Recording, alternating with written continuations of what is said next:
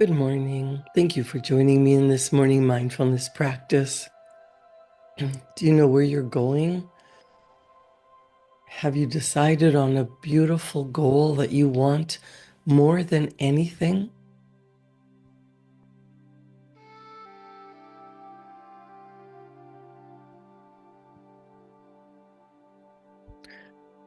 Bob Proctor was a wonderful mentor. He was a professional and personal development guru, and he taught me that we are a triune human being. That means we have an intellect, we're living in a body that's we're using as an instrument, but we are also an invisible spark of divine spiritual energy. You are spirit gifted with an intellect living in a physical body.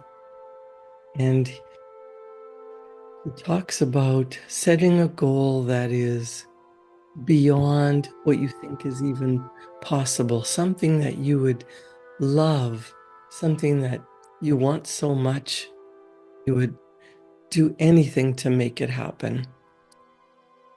And one of the first lessons that he taught me is you have to look at where you are first and then where you're going. And then you have to get moving. He said it's so simple and so obvious. Yet, if that's all there is to it, and there really is nothing else to it, then why are people so stuck?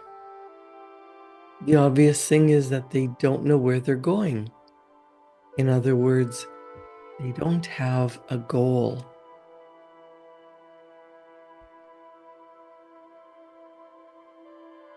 Bob said he used to think that was a problem, but he says most people do have a goal, but they may not be able to articulate it. They may not have it written down so that anybody could understand it. So where are you?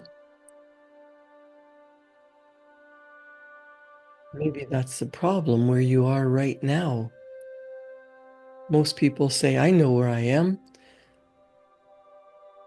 but that's where you are physically. But where are you mentally? You might have intellectualized a goal, but Bob says, why would someone who knows all this great information to continue to have a conflict, continue to be non-productive, continue to be stuck? He says the answer is because there's a part of us that views the world and everything in it. That's our intellectual mind. It's the side of the mind where we have the ability to choose, to think, and to imagine. And then there's the other part of our personality, the subconscious or emotional mind. You might believe on a conscious level that you can start your own business or you can make millions of dollars. You might believe that you can do something on a conscious level. You might say, yes, I believe it. I know it. I can do it. But that isn't the part of you that controls your behavior. And it's your behavior that controls the amount of money you can earn. It controls your actions. It controls your behavior. The part of your personality that controls your behavior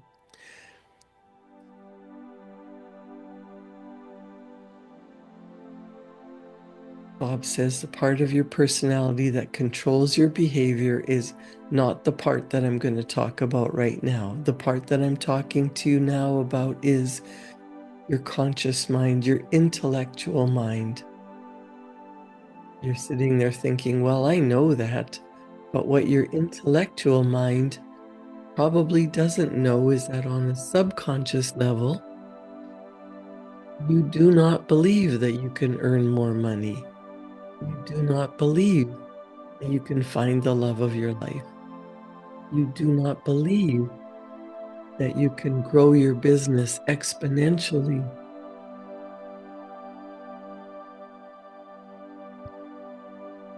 Bob Proctor taught me about the word praxis. He says it is the integration of belief with behavior.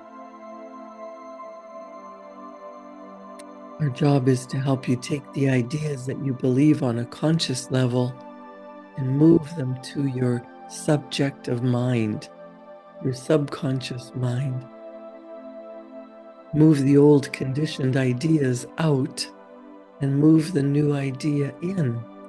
And when that happens, everything changes.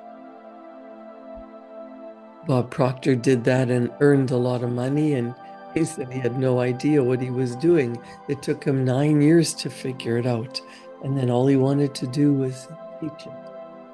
And when I found Bob Proctor and his teachings on the laws of the universe, how your subconscious mind is running your body, your life, everything that is coming to you, then I just wanted to teach it too.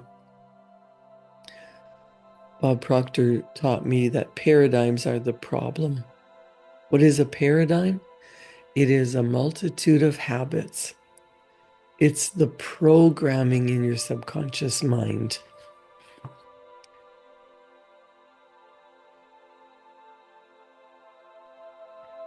I'm going to get to that in a minute, but Ray Stanford was one of Bob Proctor's teachers, and he said, put an R down on a sheet of paper. If you've got a sheet of paper and a pen in front of you, just write down the letter R. R represents the results that you're getting in your life. Are you happy with your results? Now put 2 letter H's and a letter W, and let the H represent health and happiness, and let the W represent wealth. Ray Stanford asked Bob Proctor, have you ever seen me when I'm sick? Do you think I'm a happy guy? Have you ever seen me when I was broke? Bob said, Ray Stanford seemed to be pretty happy, and he had never seen him sick. And the guy always had a roll of money on him. He never saw him broke. And then Ray Stanford told Bob Proctor, you've got to be one of the most miserable people I have ever met. And Bob says, I was an unhappy human being. I was unhappy almost all the time. Oh, I had fun now and then, but fun and happiness are 2 different things. Fun is very short-lived and shallow. I think everyone has fun now and then, but happiness is something that runs very deep and it's long-lasting.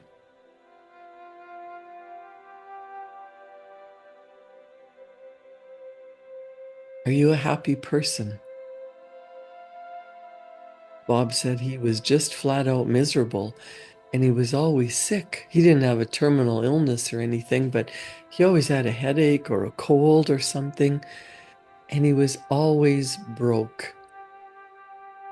If you've ever listened to Bob Proctor in a seminar, he will tell you that he was earning $4,000 a year at that time, and he owed $6,000. And Ray said, do exactly what I tell you to do. In 1 year, Bob Proctor went from earning $4,000 and owing $6,000 to earning $175,000 in 1 year. And then he took it to over $1 million back in the 1960s, when $1 million was a lot of money. Compared to today in 2025, $1 million, relatively speaking, is not that much. Bob Proctor said he really didn't know how he had done it, but he knew He had to figure out why he had changed. He came from a messed up background. He had never accomplished anything of any consequence. He didn't do well in school. He was always getting in trouble. Then he went into the Navy.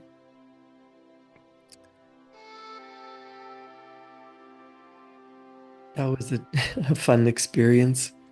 He went to Danford Tech School for a couple of months, and he didn't want to go back there. In fact, he cut off the end of one of his fingers. So Bob says, let's think about this. What do you want? When you leave school and go to work, what are you doing?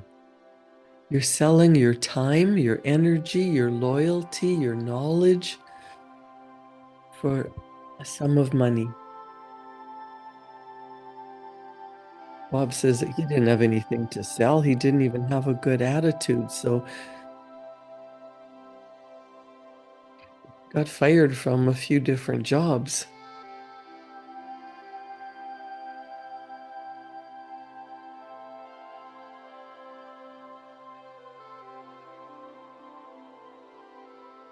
Bob started cleaning offices. And he was looking at all the people earning money, and he was thinking of his background, trying to figure out how he was doing it. And he kept cleaning offices until he collapsed in the middle of the street. He decided if he couldn't clean all the offices, instead of working to exhaustion, he was going to figure out how to do things differently. He started listening to Earl Nightingale's recordings of The Strangest Secret and Think and Grow Rich. He listened to the recordings over and over and over and over. Well, think about that. Sounds so illogical. If you've heard a recording, you know what it says. If you've read a book, you know what's in it. If you've seen a movie, you know how the movie ends. But we learn through repetition. Bob Proctor would say that if you want something really badly, look at that H for health, H for happiness, H for wealth. What are the results that you have written down? And what do you really want instead? If you spend a lot of time thinking about poor health, anxiety, fear, worry, doubt, depression, disease, if you look around and hear people talking about being sick and tired, that actually moves into your subconscious mind. And then you start to play the role. Maybe you play the role of victim, or being sick all the time, or regularly having headaches. How do you want your health to be? Maybe you want to write down, I am healthy. I am at my perfect weight. I love my body. I am strong. I am filled with vitality and health. I feel great. Now you might be thinking, well, that's a lie. But when you start to repeat it out loud to yourself, look at yourself in the mirror and say that over and over and over. Imagine there were times in your life that you did feel strong and powerful and vitally healthy. Maybe you took your health for granted. But when you tell yourself over and over and over the same story, your subconscious mind starts to act that out. It starts to believe it. You might want to say that to yourself on a regular basis, over and over and over. Write it down 100 times. I am so happy and grateful to live in a healthy body. Maybe you want to write down all the things that you're grateful for that your body does for you. It allows you to move. It allows you to see, hear, smell, taste, and touch. Your body digests food without you having to think about it.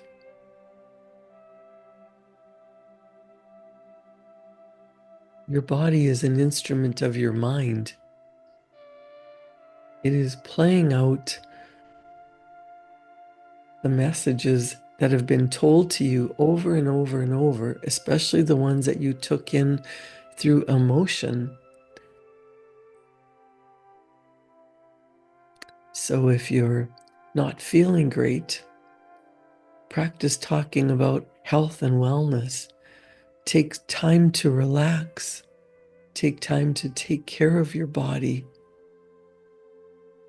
Make sure you fit in some time in your day for nutritional food, for moving your body. Even if you're a person that hates going to the gym, maybe you just go for a walk in the beautiful nature and take in the abundance of nature. Here in Saskatoon, it's springtime moving into summer. The flowers are starting to bloom. Blossoms are breaking out on the tree. The trees have turned to bright green, seemingly overnight. Go for a walk and enjoy the sunshine. Enjoy the smells of the freshly cut grass.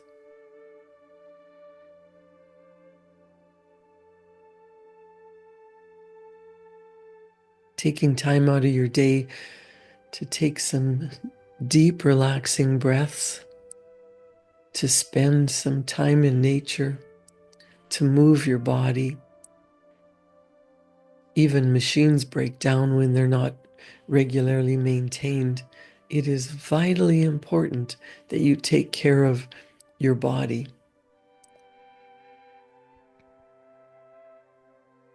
What about your happiness? If you write down 10 things that you're grateful for every day, and before you get out of bed, you might write things down or think about them. Before you start looking at your phone or the news, what you have to do today, take some time to write down what you are grateful for. Maybe it is the abundance in nature, the beautiful sunshine, a great cup of coffee, a comfortable bed, a closet full of clothes, food in the pantry and the fridge. Maybe you can't think of a lot to be grateful for, but you're working. Instead of complaining about your job, what if you felt grateful for a regular paycheck to pay your bills, to provide food and shelter and clothing? When you start looking at the sources of income that are coming to you and be grateful for the money that you do have, and starting to give more energy to feeling abundantly blessed, then you realize money is energy. You might have been taught that money is evil, or people that have lots of money are greedy, but think of how much more you could do in your life if you earned 10 times your income, or if you even doubled your income. What would you do with all that extra money? How much easier your life would be. how much more you could do for your family. What kind of vacations would you take? Money is not evil. Money is a magnifier.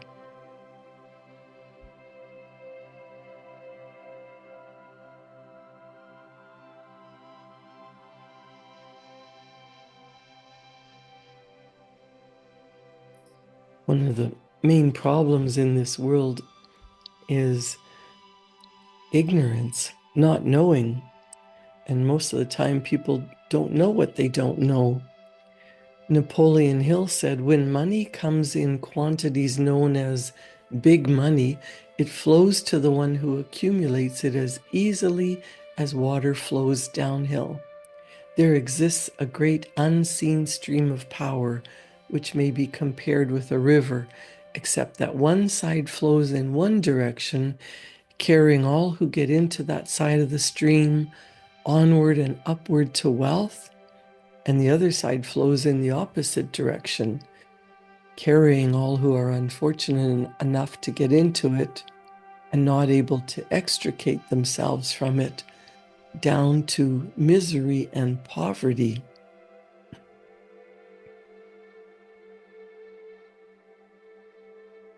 If you're on the side of the stream of power that leads to poverty,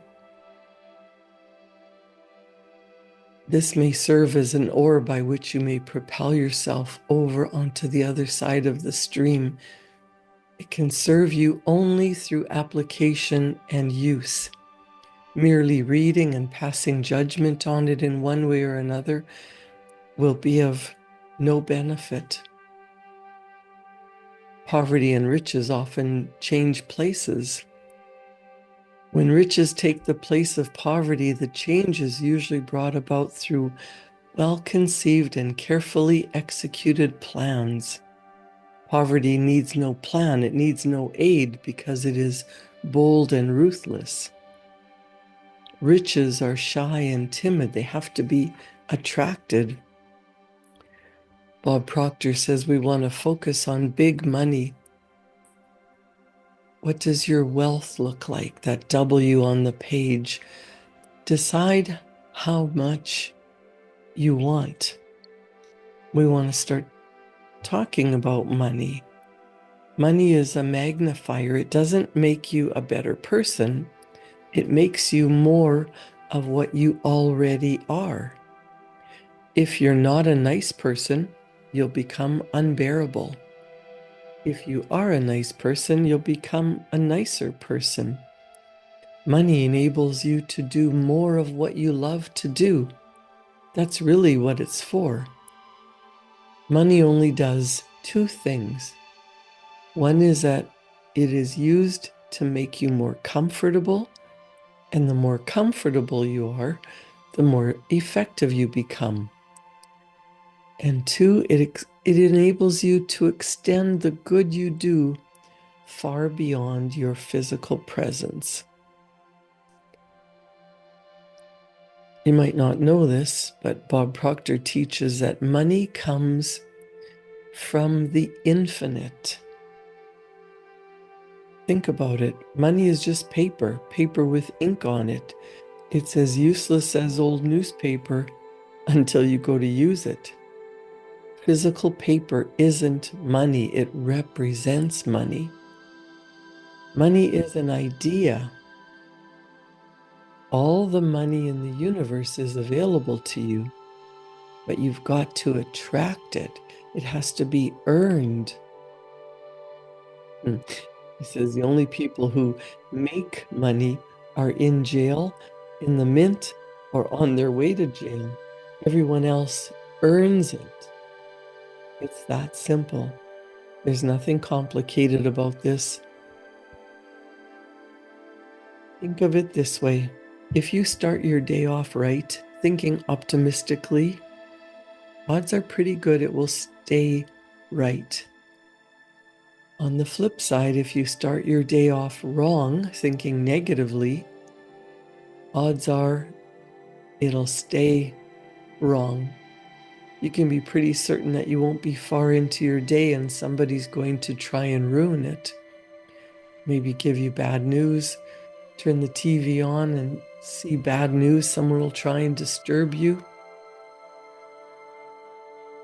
They're not consciously and deliberately trying to do it. It's their way of life. That's how they live. If you listen to them, you're going to be off track. You must get on the right track. And Bob says, that's the same way that it is with money.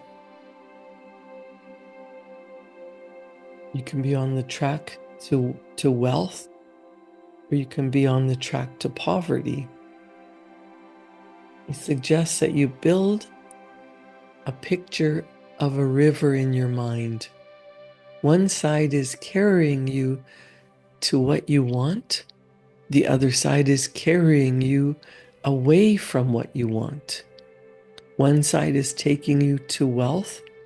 The other side is taking you to poverty. And energy, awareness, understanding that everything is energy and that you are the sum total of your thoughts. You don't attract what you want. You attract what you are. Wants are intellectual in nature. Wants are in your conscious mind. You attract what you're in harmony with, what you are. And you are the sum total of your thoughts that become fixed in your subconscious mind. You've got to get the want and plant what you want in your heart of hearts. You've got to plant it deep in the universal subconscious mind. That will then dictate the vibration you're in, and you can only attract energy to you that's in harmonious vibration with you.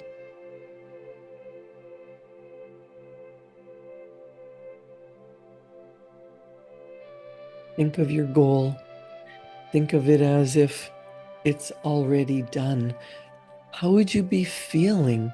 What vibrational energy would you be in if you were already wealthy and doing the work that you love doing, that you were truly happy and at peace, that the work you do brings you joy and purpose, it fulfills you.